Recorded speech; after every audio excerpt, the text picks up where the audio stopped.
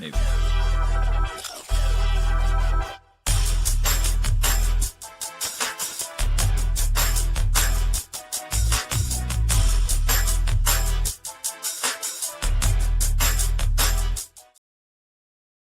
Hey, welcome in to an impromptu North Idaho Prepcast episode here on IdahoSports.com, Season 5, Episode 18. We missed last week. Scaggs was on the bench trying to recover, and we didn't think this week was going to happen either. I was flying in from Reno, had a long day yesterday. So we're back, though. As always, this Prepcast is being streamed live and free on Facebook, YouTube, and our X account, and our insurance agent, our Cornerstone Insurance. Scaggs, you've been busy as can be. That's our great sponsor. How was yesterday for you, man? Not fun. So a lot of people had it worse than I did, but we had claims come in and I had some issues of my own. My shed decided that it was tired of living in my backyard and wanted to relocate next door. So that was fun. Had to deal with that. I was sitting there looking out my kitchen window, drinking coffee yesterday morning while the wind was blowing. And I'm like, I wonder how long we're going to have power. And all of a sudden I saw my shed lift a little bit and I'm like, oh boy. Okay. And then next thing you know, there it goes. I mean, I had anchored down with like 4-inch eye bolts through the bottom of it. And it was blowing hard enough that it just straight up ripped those right out of the ground. And I don't know how in the world it didn't take down my fence when it went over. But the opposite fence on the other side of my house went down yesterday morning too. So I had a busy day yesterday doing some demo work and a couple trips to the dump. So that was not fun, but we're here today. And luckily, I mean, for the most part, people in our area, I mean, there's still a lot of folks without power. So I know a lot of good folks in Kendrick are camping right now. Tim Silflo being one of them because they don't have power. Still hearts are out to all the folks that lost property yesterday, but unfortunately somebody lost their life in Coeur d'Alene yesterday due to the windstorm. But other than that, I think that was the only real major loss from the windstorm. But people are going to be digging out for the next few days. That's for sure. The dump looks like a war zone. It was crazy, the amount of stuff that I saw there yesterday. No, I believe that. Like I said, I was flying from Reno and we were from Salt Lake. Salt Lake was a scary roller coaster ride flying out of there with as much wind there was. And we were about maybe 5-10 minutes from landing in Lewiston, and they decided to divert us to Portland. And so we went to Portland and they said it was going to be a pretty quick, turn around, get back on the plane, head to Lewiston. And that didn't happen. 4:00, they said, hey, we're going to put you up in some hotels and you can stay the night and we'll leave tomorrow morning at 8 a.m. And I said, I'm not really interested. So myself and a guy that I had met, we just got a rental car and we drove home. So we got home around midnight last night. It was a long day, but I'm here. We couldn't have done the Prepcast without it. So yeah, there was no real good place to land yesterday in Eastern Washington and North Idaho. I know that, Pullman had winds at one point, they topped out, I think, at like 90 miles an hour or something like that is what I saw. And then Spokane was getting hit pretty hard too. So you guys probably were the safe bet going over to the other side of the Cascades trying to land. But yeah, it was just a crazy day. I can imagine traveling in that. I mean, I'm sure the turbulence was a little wild for you guys, but at least we're here. So the lights are on. I'm not complaining. Yeah, the lights are on. That was a question mark. Well, we, skipped last week and we still haven't hit the boys preview for the basketball season. And we figured this is probably the last week possible to do that before we're, too deep into it. And so we figured why not do it right now? So without further ado, let's get into it. This will be in the middle of our screen. We have 6A, 5A, 4A, and 3A. Let's start at the top with 6A. We're a few games into the season. Post Falls, Lake City, Coeur d'Alene. Right now, as it holds today, that's very accurate. Post Falls has some big wins on the year. Coeur d'Alene went down to that Title I Classic in Southern Idaho and won one game there, I believe. But what do you think of 6A? And even last year, Lake City was really good last year. They lost a couple guys like Reese Strawn. What can you expect from 6A? 6A, I really look at it, and we've been talking about Post Falls for the last few years, just because they were so young 4 years ago. They started a whole slew of freshmen and sophomores, and then the year after that, they started a huge group of sophomores that are now seniors this year. And then they have a change of coach. I mean, Coach McLean, who is a legend in basketball in the state of Idaho, he retired. And none other than I couldn't have thought of a better replacement for him. And I knew when they had him on staff, he was probably going to be the heir apparent. But Jason Ulrich, the former Bengal coach, led the Bengals to a state championship, took over for Coach McLean. He's been an assistant in that program for the last few years in Post Falls, and they've hit the ground running. And those kids are excited when Ulrich was given the job. I think extremely highly of Jason. I've known him for years, probably better on going 2 decades. And he's just a phenomenal person and a great coach. And so I look at Post Falls, the ceiling is super high for that group. I mean, they've got great play between Lisney and Carver and just a number of other great parts within that team. There's some serious scoring firepower within that lineup. I think the thing that's going to be unsung that by the end of the year when the dust settles, you're going to see is how good they were defensively. They're a great defensive team, and that's just something that's a hallmark of Ulrich's coaching style is being very disciplined, not turning the ball over, but also getting on the other end and playing defense. So I look at Post Falls. They're my favorite to win league this year. I think the Trojans have a huge ceiling, and they could do some damage come state tournament time. I think 6A of all the years, this might be the most wide open field for 6A. I don't think there's really one clear cut team that somebody looks at going, oh, got to look out for those guys. And then you look at Lake City too. I mean, they still returned some great players too from last year's team. They did lose Reese Strawn. They've got a couple other players that are playing, at JC ball, especially at North Idaho College. So there's some talent that they did lose from that group, but they also returned some great pieces. And Carlson being one of them. Carlson down low he's a monster. I mean, he's like 6'9". He can play inside, play outside. He's kind of one of those stretch forwards, but if you need to post him up on the block, he can definitely take care of business down low on the boards too. Coeur d'Alene, they've got Caden Simmons. We've all known about him and how he can get on a heater. The question mark is going to be the pieces around Caden with that group and a new coach and everything within that unit. I know that they picked up a win against Moscow. They've got some big games in front of them still too, but they did lose some big games as well. So 6A's kind of got some question marks on the tail end. Can Lake City get the consistency? They're scheduled up, to their eyeballs. They're playing the toughest schedule, I think, of any of the 6A teams in the state. So can they weather the storm is going to be the question. And once you get into league play, consistency, is going to be key. So I think the coaches got it right in this sense that how it appears on the screen with Post Falls, Lake City, Coeur d'Alene. I think that's how it's going to finish. But don't be surprised. You can see some of these teams splitting in the regular season for sure. Yeah, I could totally see that one happening. I really like how cool it is, how well they schedule. In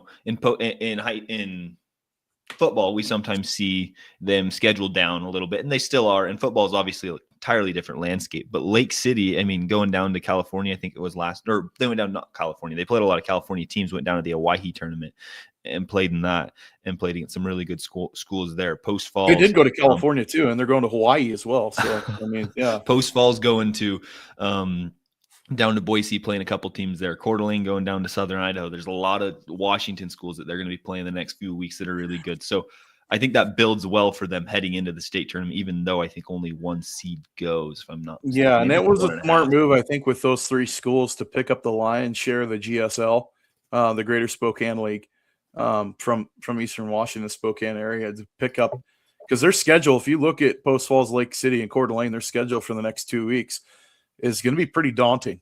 Playing a lot of those Spokane schools, especially I look at Post Falls, they've got a run coming up, them and Sandpoint. They're going to have, and we'll talk about the girls side too, but Sandpoint girls, they've got a murderer's row schedule coming up as well. But just playing those GSL teams, because Washington basketball's pretty darn good. And let's just be real and honest and call a spade, that's a competitive schedule to pick up.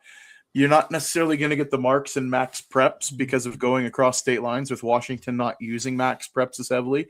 They have their own RPI system. So some of the scores aren't going to correlate very well into the rankings. So we'll see how those calculate. But by and large, as far as level of competition, I think they did a great job. with their scheduling. Absolutely. Let's switch over to 5A, and this one is also a very interesting conference for Moscow. Moscow is definitely the fourth best team in this conference. They're kind of down right now, but the three teams up above, those three are good. And Sandpoint proved it last week in the Title I tournament down in Southern Idaho. Lewiston's had a couple good games. They played Rocky Mountain really close, that 6A squad. And then Lakeland, too, also a team that's proving to be pretty good. Lewiston, I think, Scaggs, you can always correct me if I'm wrong here. Lewiston went to state last year. Did the other two go? Or did they miss out? Did the other two teams go to state last year? Did they miss out? No, I think it was just Lewiston at state last year. So it is interesting to see Lewiston at that 3 spot, even with somebody like Royce Fisher back playing for him. But yeah, Sandpoint looks really good. Logan Roos, obviously a couple of the other kids there that they have a bright future. I'm excited to watch Sandpoint this year. Yeah, and I'm actually looking up right now the classification alignments and everything and how many berths come out of 5A this year. Yeah, so Sandpoint gets 1.5, or not Sandpoint, sorry. 5A gets 1.5. Yeah, so they get a 1.5 bid. So you could see two teams coming out of this conference realistically making it to state. I look at the competitive balance between, like you said, those top three teams. Lakeland's the one that's got the biggest question mark around it because they can be streaky at times. The talent is there. I mean, the size, everything else, the ability to shoot the ball on the outside is there. Can they put it all together on a night-to-night basis is going to be the question mark. I look at Sandpoint, man. Sandpoint last year, I watched them. I'm like, that's a dangerous team. And they were a little young last year. They're a year older. I mean, they're playing lights out. And you look at the lineup that they bring together, Roos, and you've got, Brayton Buckout's playing Yarborough. Sorry. Yarborough's playing out of his mind right now. Brock Yarborough is playing absolutely phenomenal ball right now.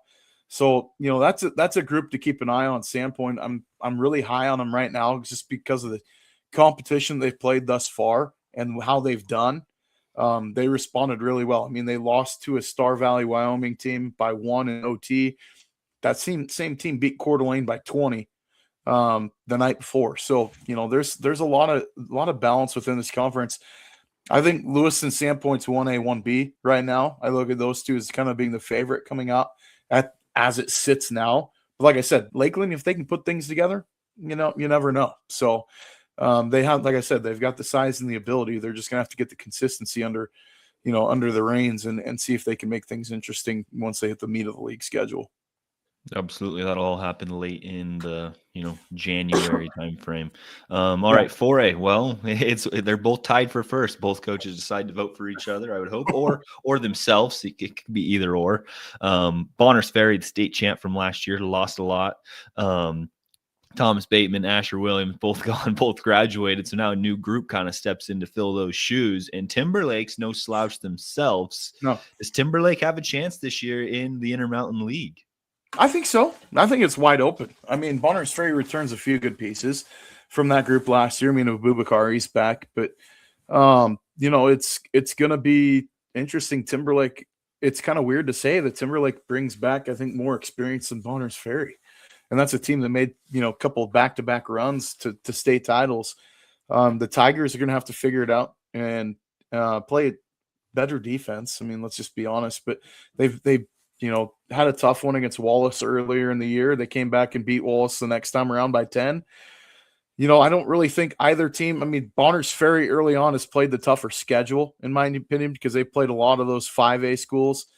They played them fairly tough, but still took some lumps. But I think Bonners Ferry has the tougher strength of schedule thus far. But, I mean, there's a lot to be seen. But by the time, the dust settles in the 4A Intermountain League.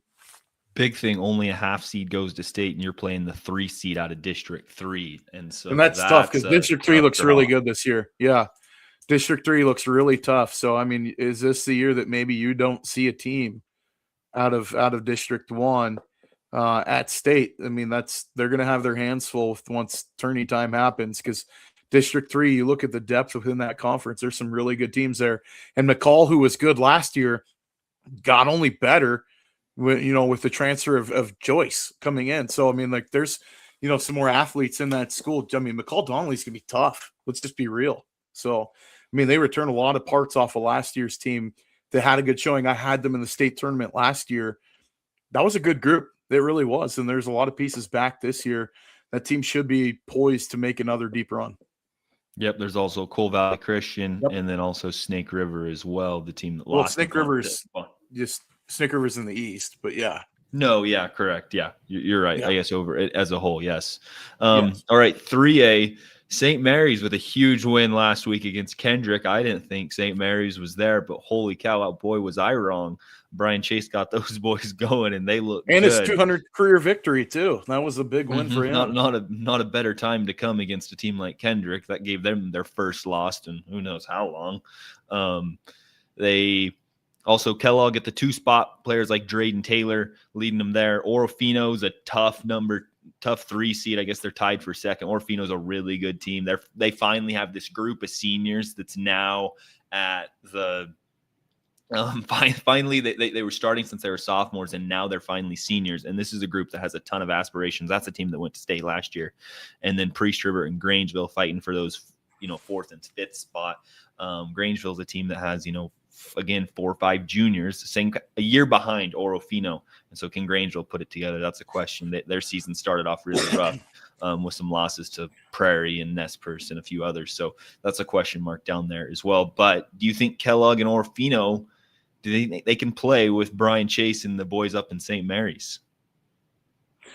I think Orofino, yeah. Kellogg is the question mark in my opinion. You look at their schedule. They've lost to Kendrick by 27? 37. They lost to Lakeland by 4, and then they lost to Orofino by 4. So it's a team that, you look at and it's like, hey, there's some pieces there that you think that they could put things together. Kellogg's going to be at the Avista tournament. They're going to play Lewiston right after Christmas.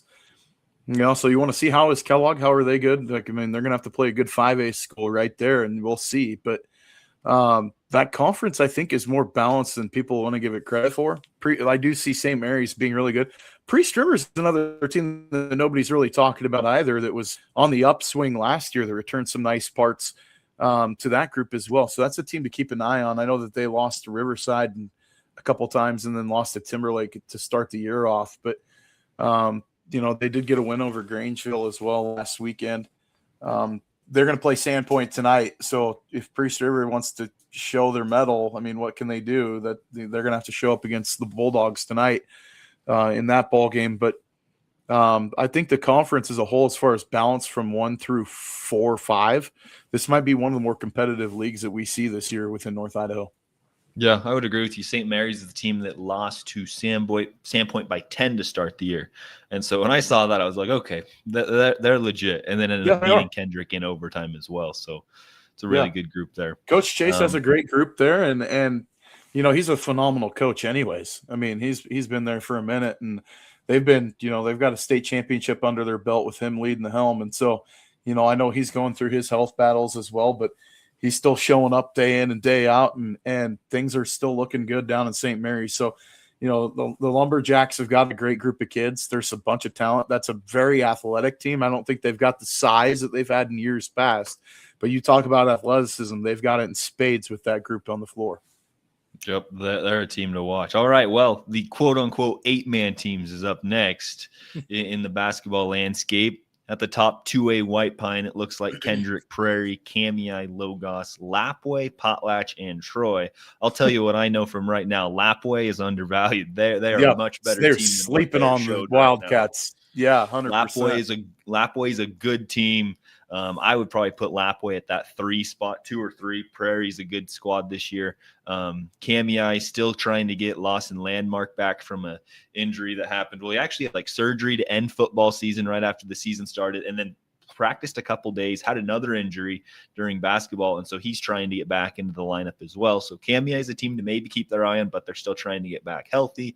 Logos is without Seamus Wilson, so that's a team that's trying to find who's going to step up. Right now it's Nate Mondry or Gideon Haney, and then Potlatch obviously has to fill the loss of losing one of the level kids. Lost Everett. Now you have Chase Level, the only level left. And so hopefully they can put something together as well. But what do you think? We know Kendrick is really good, Scaggs. What do you think about the middle half of this conference?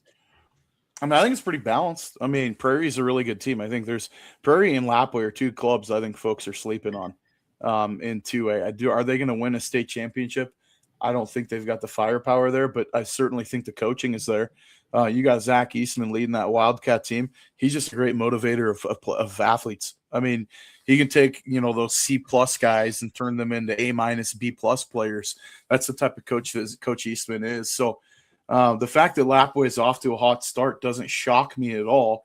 They're going to have their tests coming up, though. So we're going to see how good are the Wildcats. Can they pull out some of those games that, were kind of pick'ems? If they can come out on the winning edge of those, the district tournament's going to be fun. Let's just be real about that. I mean, you could see some games that are just going to go down the wire that I wouldn't expect. I mean, there's been years past in the White Pine especially where you get multiple OT games in the district tournament. This could be the year that you get a lot of those because 1 through 6 are teams that people could say like, oh yeah, I could see them at state. Like realistically, you look at some of those groups, but I think the biggest question mark of the group is Logos being at 4 there. How are they going to adjust to having the loss of the offensive output they had last year? They're going to need more points. They're going to need guys to step up that, they're a lot of bench presence. Let's just be honest. They're going to have to be able to slow down some of these teams' ability to score, especially Prairie and Kendrick. They like to get out and run the floor. So, I think it's pretty close. I think Lapway got slept on pretty hard. I still think Potlatch is a pretty good team too. I realistically could move those up and put Logos towards the back end, but this is just my worthless opinion. But I mean, Kamiah is another team that they're taking lumps right now because they're without their best player. They're going to have to figure it out. If he comes back and they can get back on a run, that's another team that could be challenging. Yeah, I mean, that's also a team that's missing David Clute, who's now starting at College of Idaho as a freshman. So, that shows you how good David Clute was last year. And another note to go back to 4A real quick. Asher Williams last night plays for Montana Tech. They beat the Grizz last night in a game, and he was the leading scorer in the game, starting as a freshman for Montana Tech, had 20 points last night. So awesome job by Asher in that game. And they're a great team. That's an NAIA team that will challenge. They'll probably be playing in the Final 8 for sure. That's a great team that they've got over there in Butte. Yep. So in the White Pine League, only 1.5 seeds go, same as the girls. So there will likely be maybe 1 or 2 teams sitting home that could be playing in, the second day of the state tournament. So that's something to keep your eye on. In 3A, we didn't touch on this. 2 seeds go. So if we switch back to 3A real quick, there's a really good chance, even if you are a 3 or a 4 seed, you can still get into the state tournament. Oh, yeah. So Orfino did it last year. I mean, I think they were the 5th, really cool 4th seed. Yeah. All right. Well, let's look at 2A in the Scenic Idaho Conference. You can see that barely at the top of your screen. Lakeside number 1, Wallace 2, Genesis Prep 3, and Clark Fork at 4. I think Genesis Prep scored 110 the other day against Genesis Prep. Lakeside did. Yes. Lakeside did. Yes, Lakeside did. I think is what it was. Yeah, and Tyson, Charlie, and Jalapeno were they scored 6 and 8 points. So very balanced group. And Lakeside, that's a team to keep your eye on. Man, that team lost in the 3rd place game last year? Maybe they did take 3rd place. They lost in the semi. So that's a team that is back with about the same amount of firepower as they had just last year. They're looking for a state title. Then Wallace with, Cooper Miller, Lennox Radford, a couple of the guys there. That's another team to keep your eye on in the Scenic Idaho Conference.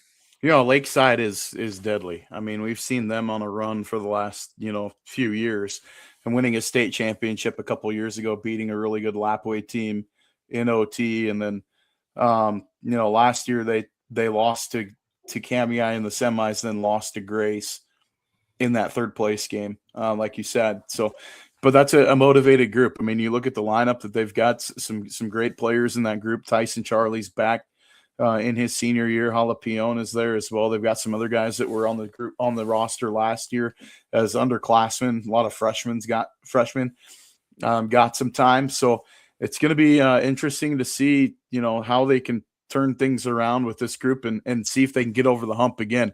This is a team that could challenge just based on, Jalapeno and Tyson Charlie alone. Those are matchup nightmares for anybody. And I mean, I say anybody, I'm even talking Kendrick, they're going for you. And I know that the Tigers, they got clipped by St. Mary's last week. This is a team that they're playing with some gusto. They've got a big tournament in Welpinit coming up at the New Year, and then they're going to play the meat of their league schedule, a couple of crossover games with Genesee. They've got one with Bonners Ferry, which is a game to keep an eye on as well. They're going to play Prairie, which is another good game. Playing returns with Timberlake and Bonners Ferry as well. So they're doing a home and home with Prairie. I think that's a great scheduling. If you want to see a litmus test for Lakeside and Prairie, like that, that's going to be your test of who's going to make state, in my opinion. Lakeside comes out of that schedule. If they can pick up and bankroll some big wins, this is a team I would not want to see at the state tournament. And hopefully we would see them seated opposite Kendrick. Mm-hmm. Yes, that would be the goal, depending on how Max Prep's rankings come out. All right, 1A White Pine League right now. Clearwater Valley at the top. They had a big win the other night against Nespers after being down 10. Deary at the number 2 spot. Genesee at 3. Nespers 4. Timberlake 5, and St. John Bosco at 6. St. John Bosco did beat Deary the other night. Genesee and Deary played earlier this week, and Genesee won after Deary being up 10. This conference, I'm not kidding you, I could see any one of these 6 going to the state tournament. Yeah, I really do see, though, like the Clearwater Valley, Nez Perce, Timberline.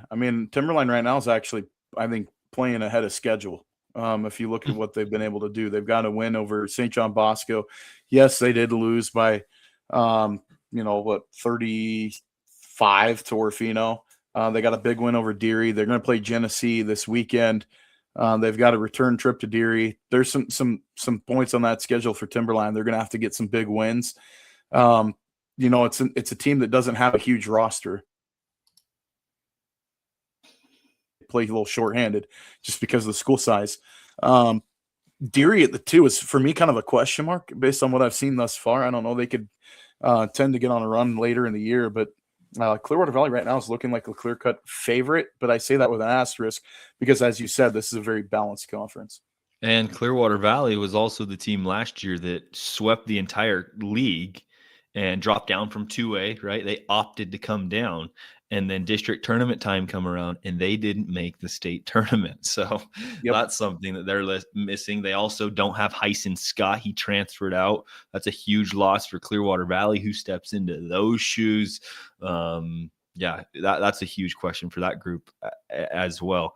All right, North Star League, Coeur d'Alene, Kootenai, and Mullen. Coeur d'Alene, only been around for a couple years, and 1 seed gets to go out of District 1. And Scaggs, is Coeur d'Alene league to lose? I think so. Yeah, Kootenai's got a solid player as well, but Coeur d'Alene just has the firepower. You look at what they're able to have in their lineup, top to bottom.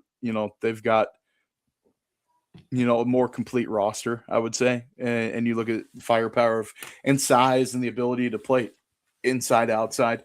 Coeur d'Alene, I think, is the clear-cut favorite. It would take a catastrophic collapse for them, I think, to not get the bid to state. So there's not really a ton to talk about within that conference. Coeur d'Alene is a pretty good club, though.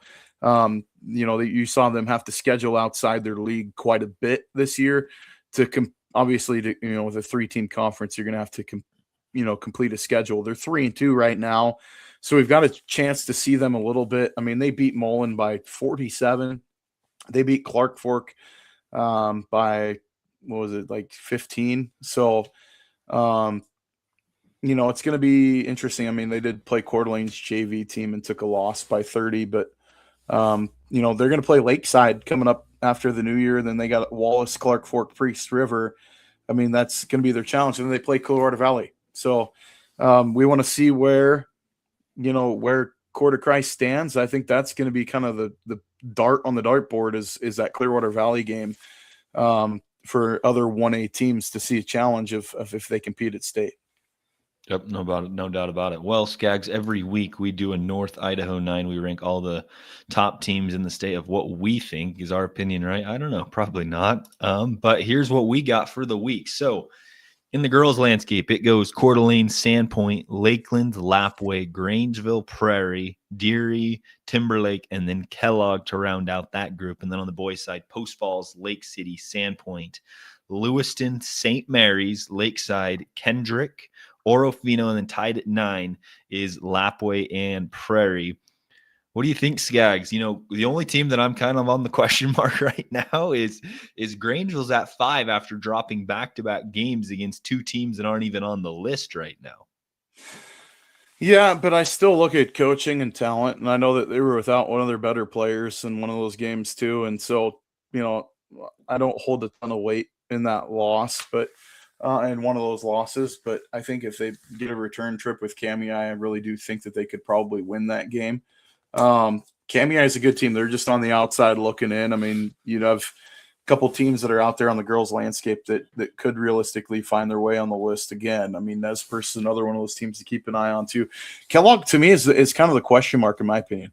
Their two losses that they've got thus far for both the teams, one from Tennessee and another one from, was it Georgia or something like that? And they picked up a win against a team from Oklahoma. So, Kellogg, they're going to have a challenging road within their league schedule with Grangeville being there. But out of that conference, if two get to go to state, that's a team to keep an eye on.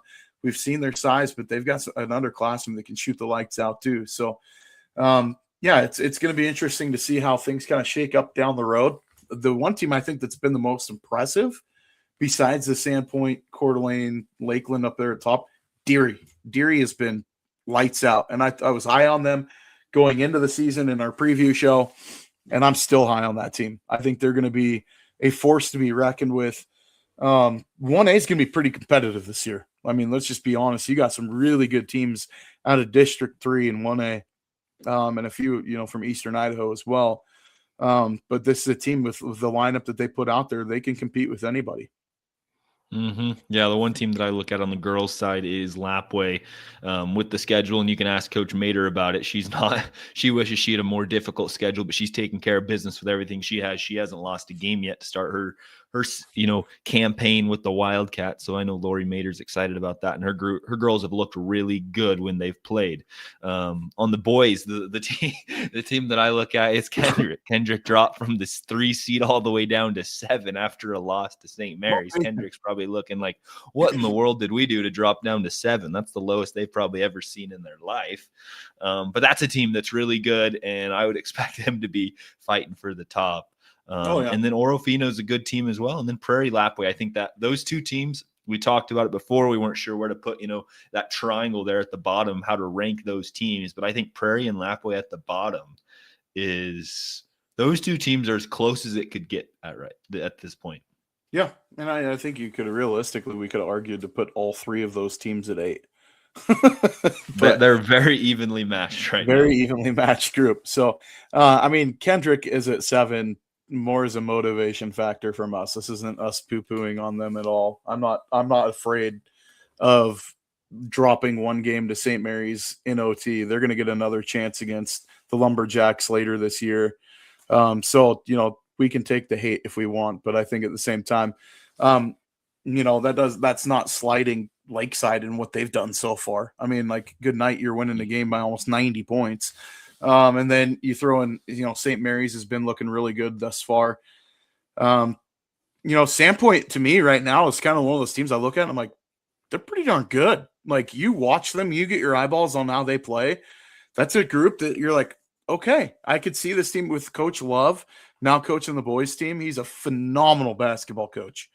And so the leadership with that group, I think, is what's going to take this unit to another level. The talent was there last year, but this leadership change, I think, is going to be the key piece for this group that might get them over the hump and into the state tournament and win a couple ball games. That's a team they've got offensive ability, but they've got size. They got the ability to play defense down low. So Sandpoint at the 3 seed, I think, is the team really to keep an eye on as the season wanes on. Absolutely. Well, two more graphics before we quickly almost get out of here.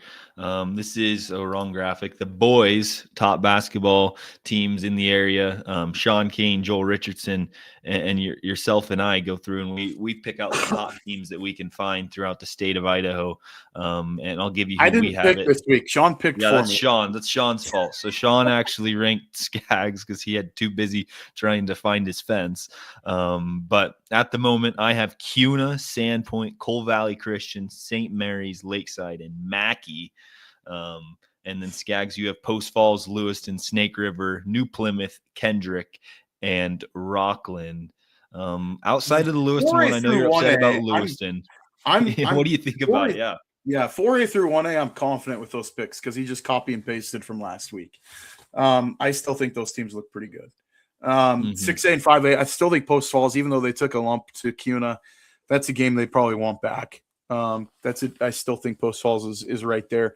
Lewiston to me is the question mark. And I said off air, I was like, I'm not as confident in the Bengals right now, but you know, if Royce Fisher can turn things around offensively with that group and Brooks Malm leading the way, the Bengals are still going to be there. So those are two clubs I still think are close. I don't know if they're the best team in 5 and 6A right now, but I still think they're pretty darn good. Best team in 5A. What I've seen from Preston, they're pretty ridiculous. I mean, they're kind of a copy of last year. That team is like, it reminds me of Florida Gulf Coast from, what was it, the mid 20 teens where they had Dunk City or whatever it was. Yeah, that group is fun to watch. 6A, like I said, is wide open. That is a classification I think you could throw a dart at the field and you're going to be correct. So, I really don't feel confident in any one pick because it's early in the season too. We're only 2 weeks in or 3 weeks in now, so a lot can change. But from what I've seen, of the two between Lewiston and Post Falls, I feel the most confident. But Cuna did look pretty darn good, and that's in the comments. Beating Middleton last night. Cuna's for real. They're a legit contender this year. Yeah, Cuna looked really good against Middleton from Paul Kingsbury. What do you know? He's watching the chat. That's cool. He's probably shocked that something's live right now on a Thursday this early in the morning. Surprised we're up or we're not working. Lapway's the one team on the radar in boys basketball from the 2A landscape, and then girls. Scaggs, you have Eagle, Sandpoint, Sugar Salem, Malad, Grace, and Salmon River. Myself, I have Middleton, Mountain Home, Timberlake, Malad, Butte County, and Deary. Butte County. You know, I thought at the beginning of the year, okay, Lapway, Prairie, those are two really good teams. They are. Butte County, holy cow, that's a different animal. They're upset they didn't do better, you know, last year. And holy cow, that team looks tough. The other team, Mountain Home in Sandpoint, they played last week in that Title I Classic. That was a dogfight. Mountain Home ended up getting the win, and then Middleton also looks really good to start the year as well. That's my takeaway. The girls' landscape. Yeah, I still think Eagles pretty darn good. I mean, Middleton's right there too. The SIC and the girls, like, you want to talk about the top echelon groups, like that's pretty close.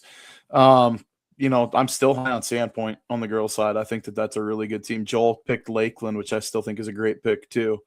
You know, Timberlake is the question mark. I'm looking at you, kind of scratching my head with that pick. That's not me like sliding the Tigers at all, but they've had a tough schedule, man. So yeah, you know, they're gonna have to get some wins as the season goes on.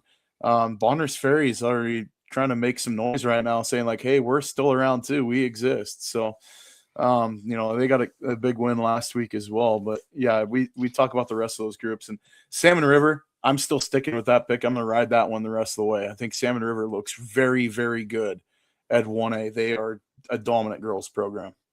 Yep. Yeah. Last basketball thing of the day before we switch over to wrestling. We do have a doubleheader tomorrow night in Nespers. Deary and Nespers, boys and girls, will kick off on IdahoSports.com. That'll be at 6 and then at 7:30. I haven't been to Nespers in like 10 years, so that'll be a new experience. Hopefully you got internet. Yeah.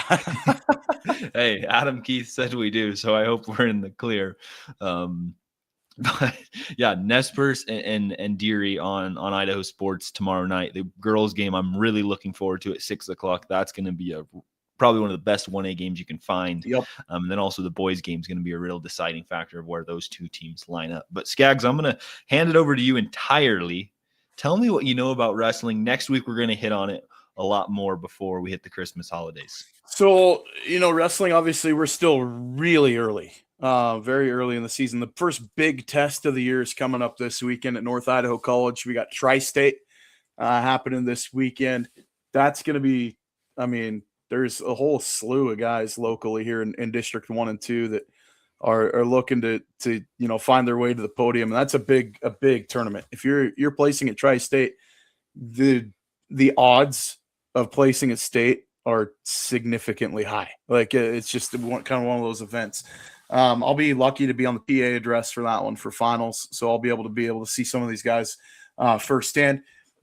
Looking at the landscape, Post Falls defending state champs at 6A, they graduated some dudes. They graduated some really, really quality guys. A lot of them are wrestling at the next level.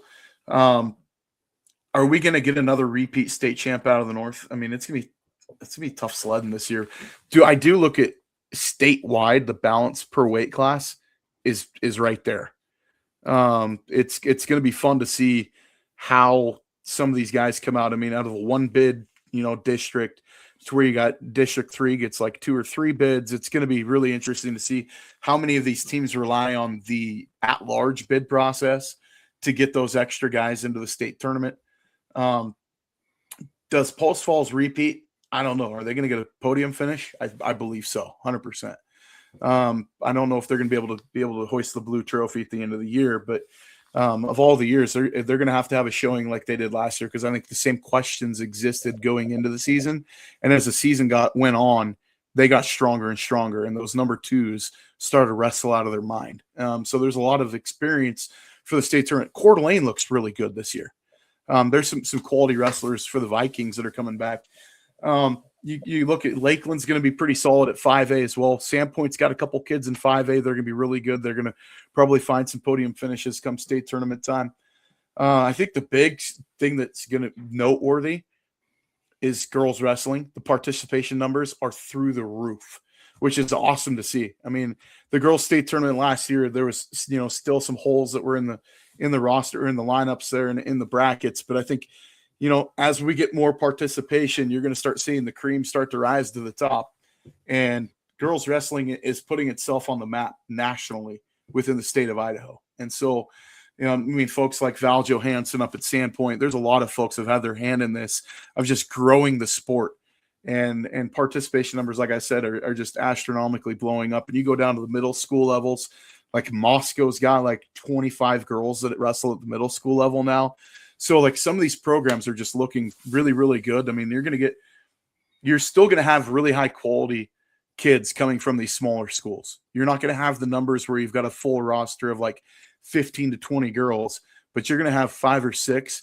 And out of those 5 or 6, 3 or 4 of them are going to be really, really solid. Like schools like Potlatch, stuff like that. So something to keep an eye on. Obviously, always tune into the Matt Chat Prepcast that's here on IdahoSports.com. And then a scoop, if you want to put the comment up, I'm excited for this one because next week we get our first statewide wrestling ranking coming out next week on IdahoSports.com. So you want to know where some of these guys fall and some of these girls fall. They're going to have big tests coming up. These tournaments over break get huge. Tri-State this weekend. And then you're starting to get into the meat of the schedule to where you're going to get some huge tournaments. You're going to get Raleigh Lane down in District 3. You're going to get, some of the huge tournaments over on the east side as well. And these kids are going to put in the miles over the next month and a half to finally try to punch their ticket to state. And then we're only, I think 2 years out from state being in the Kiwi Dome. So it's something to keep an eye on. It's kind of cool. There's a little excitement in the air for wrestling here in the state of Idaho. Hey, who knows? Maybe Scaggs, you and I will be calling a wrestling match at the U of I in 2 years. Dude, I'd dig that. That would be awesome. That'd be fun. That'd be that'd be cool. That'd be fun. That would be a blast. I'd look forward to that. Yeah, I'm excited to learn all more as much as I can about wrestling. I'm sure Paul Kingsbury is really, a big component of all these rankings that come out each week in the wrestling landscape, if I had to guess. Al Fontes, does a great job too with our recaps. He does our wrestler of the week. He picks them all, and he does such a great job. And we're just lucky to have him in the state of Idaho because he's nationally known with the sport of wrestling. So we've got some heavy hitters within our lineup of broadcasters and contributors here with Idaho Sports that are very, very well seated within the world of wrestling. And so the rankings as they come out are going to be pretty darn accurate. I mean, they're going to be coming through Flow Wrestling and all the other stuff now, because it used to be Track and all that fun stuff. But it's going to be exciting. And the first big test of the year is coming up this weekend here in Coeur d'Alene with Tri-State. Well, that'll be fun, and I look forward to it. Yeah. Well, we finally finished this episode, a day late, or a day late. We're a week and a half late, but yeah, go ahead. A week and a half late. Yeah, you're right. But we're excited. We were glad that we could be able to bring this Prepcast to you guys. And always, if you missed it, tune in on the aftermath of it and watch it. One last comment here from Paul. The ranking crew remains anonymous for obvious reasons, but I can confirm that Alphonsus is not one of them, or Paul Kingsbury. That's probably good if Paul's not. It'd be like Paul. It'd be like if I was ranking soccer. That wouldn't be a good idea. I don't know enough about soccer, but we're all learning. It's a learning curve for everyone. That's right. But that'll be it for us on the North Idaho Prepcast. Thanks for tuning in. That's Ryan Scaggs. I'm Hayden Uhlenkott. We will see you next week before the Christmas holidays.